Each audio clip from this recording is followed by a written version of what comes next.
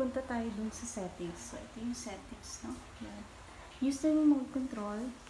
Navigate lang natin. Ayan. Click. And then, let's go to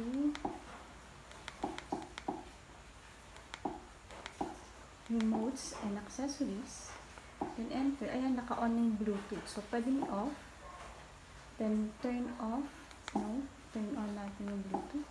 Naka-turn on na siya, no? And natin to. Okay? Ito yung power button. So, on mo lang. Press and hold.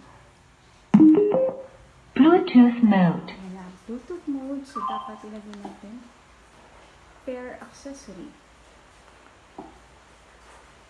So, search. Ayan na. Ayan na yung YST speaker. Then, click lang. Okay.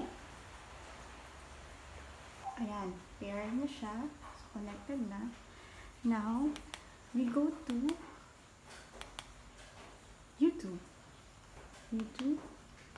Then, hanap ka lang ng karaoke.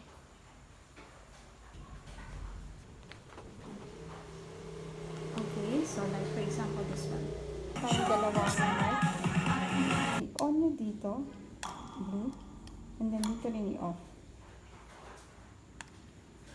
Okay. So, ito yung mga buttons niya. So, for the volume, ito.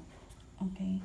Pwede nyo gamitin dito. Now, kung mag-charge na at low-bat na siya, ito yung charger niya.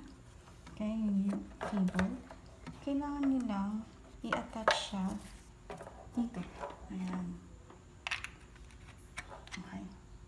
So, charging na yan. May red light na siya. Okay.